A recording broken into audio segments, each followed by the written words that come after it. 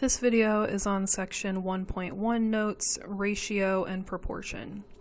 So first we'll talk about ratios. A ratio is a comparison of two quantities of the same kind, both usually expressed in the same units. So we have four different examples here. The first is a gear ratio, which is the number of teeth on the driven gear divided by the number of teeth on the driving gear.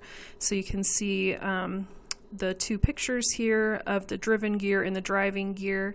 And so if we were to express the gear ratio for this illustration, we would say that we have 60 teeth over 8 teeth, so 60 over 8. And anytime you are expressing a ratio, you're always going to simplify that fraction, that ratio there, and reduce it. So 60 and 8 are both divisible by 4, so 60 divided by 4 is 15, and 8 divided by 4 is 2. So we would say this is 15 to 2, and you don't have to write the units twice. A pulley ratio is the diameter of the larger pulley divided by the diameter of the smaller pulley. So the larger pulley has a diameter of 24 centimeters. So we would say 24 centimeters to the diameter of the smaller pulley, which is labeled as 6 centimeters. Both of these values are divisible by 6. So 24 divided by 6 is 4. 6 divided by 6 is 1. So this would be a ratio of 4 to 1. A compression ratio is the expanded volume divided by the compressed volume.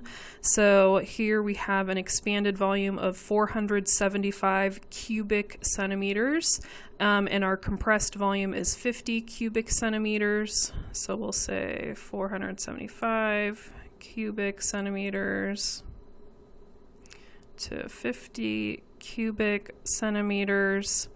And both of those values are divisible by 25. So 475 divided by 25 is 19. 50 divided by 25 is 2.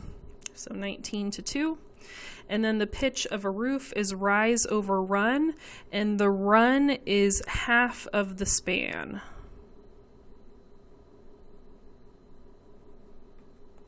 Half of the span of the roof. So the rise of this roof is 4 feet.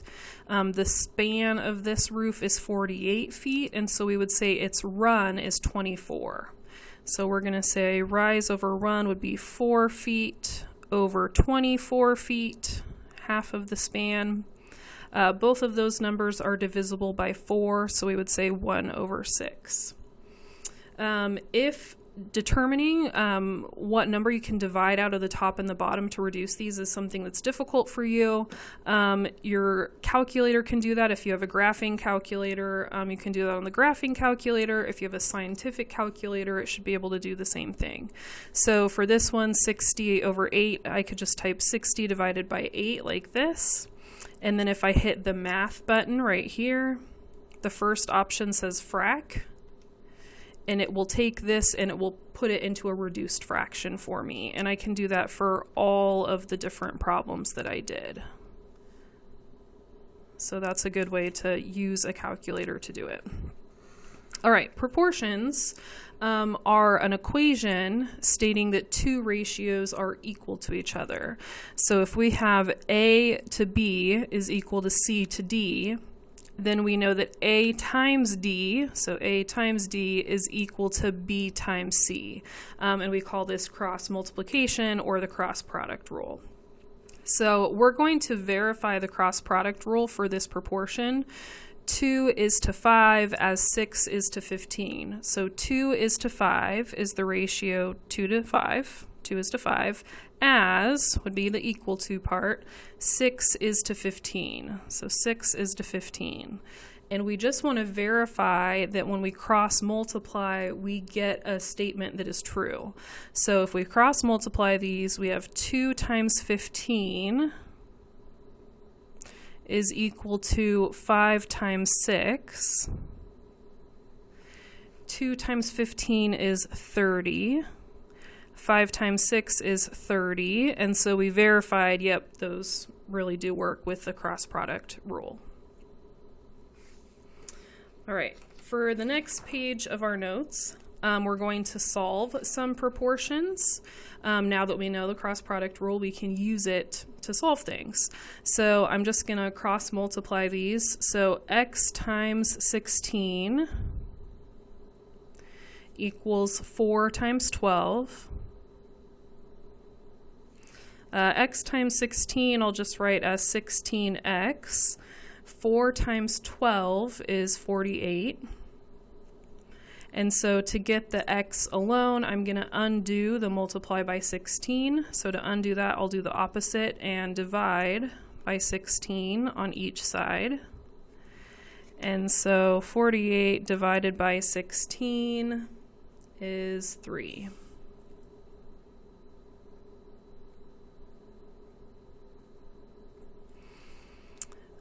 Same thing here, we'll cross multiply, and it doesn't matter which part we cross multiply first. I usually cross multiply the part that has the variable first, but it really doesn't matter. So 120 times q equals 25 times 6, so that's 120q. 25 times 6 is 150. And then to undo this multiplication, I'm going to divide by 120 because that's the opposite of multiplication. So 150 divided by 120 is 1.25.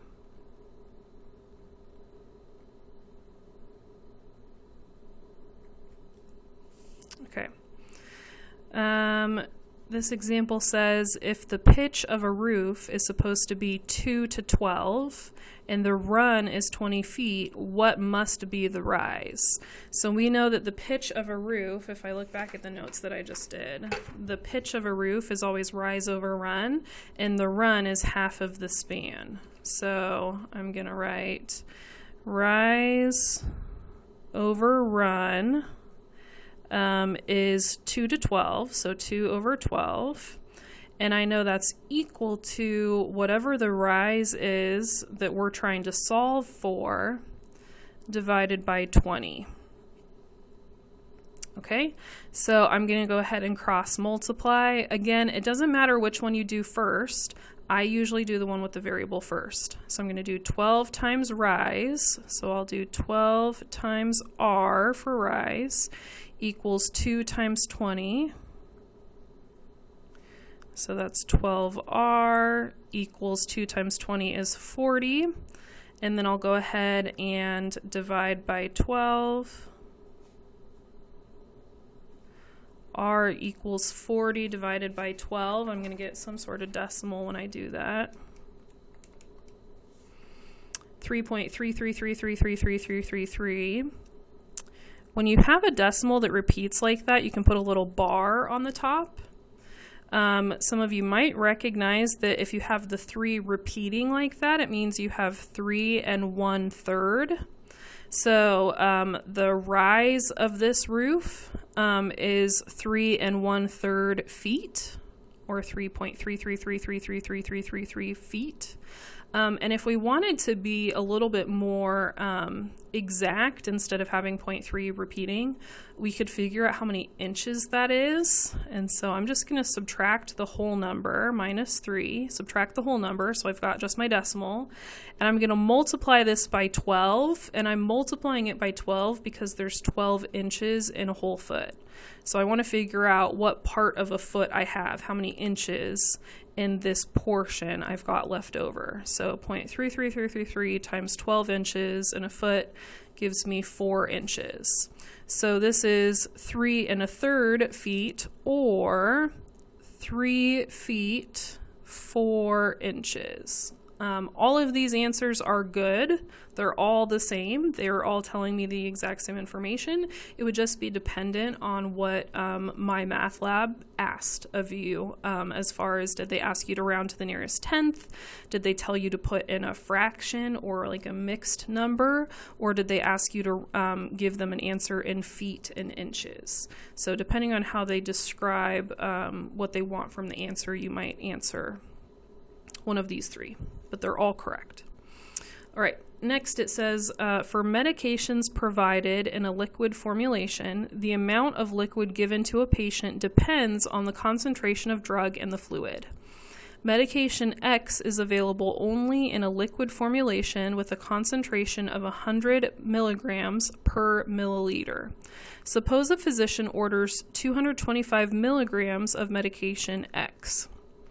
To determine the amount of liquid required, first note that 100 milligrams per milliliter means that 1 milliliter of liquid contains 100 milligrams of the medication. Set up and solve a proportion to determine how much liquid a patient needs in order to receive 225 milligrams of medication X.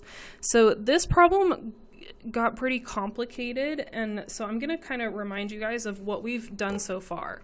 And this is just to help you if you're approaching a problem and you're confused because there's a lot of numbers and you don't know how to set them up.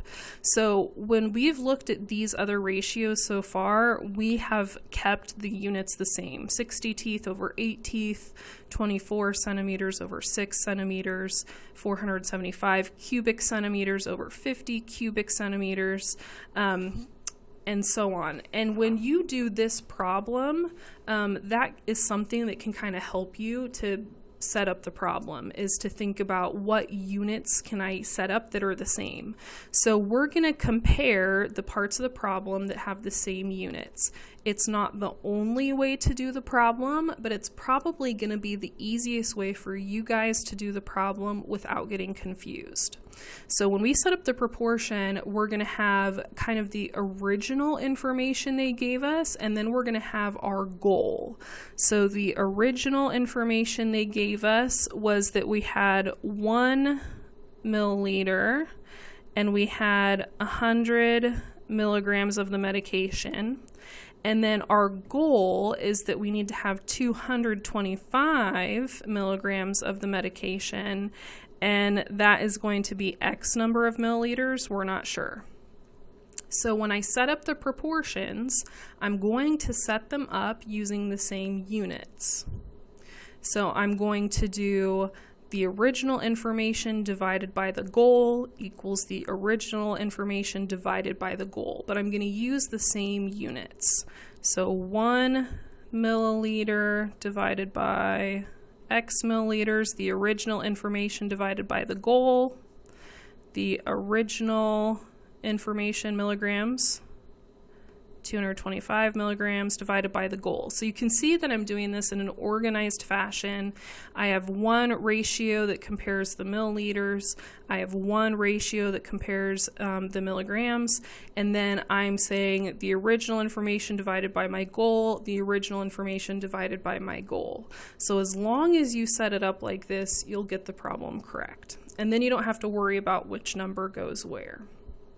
Okay, so I'm going to go ahead and solve the proportion. I'm going to cross multiply. I have X times 100 equals 1 times 225. And so that's just 100X equals 225. And then to solve for X, I'm just going to undo that multiplication and divide.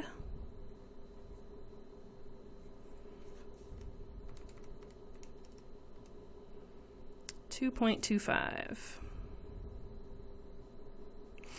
And I was solving for milliliters, so we are going to need 2.25 milliliters of medication X to make sure that the person has the correct amount of the medication. All right. Last example says the pulley system of an assembly belt has a pulley diameter ratio of 4. If the larger pulley has a diameter of 15 inches, what is the diameter of the smaller pulley? So we know that a pulley ratio is, I'm looking back at my notes, a pulley ratio is the diameter of the larger pulley divided by the diameter of the smaller pulley. So diameter of the larger divided by the diameter of the smaller.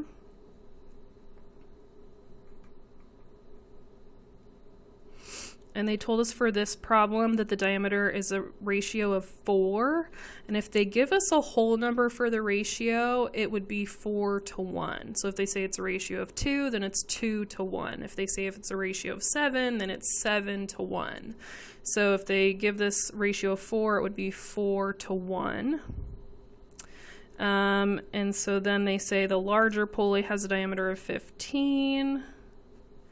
What is the diameter of the smaller pulley? So I'm going to use D for diameter, and then I can go ahead and solve.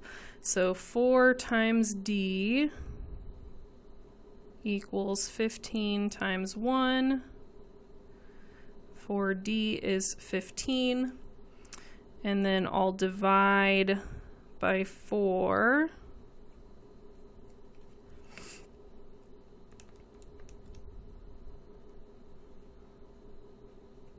The diameter of the smaller pulley is 3.75, and the units are inches for this problem. So 3.75 inches.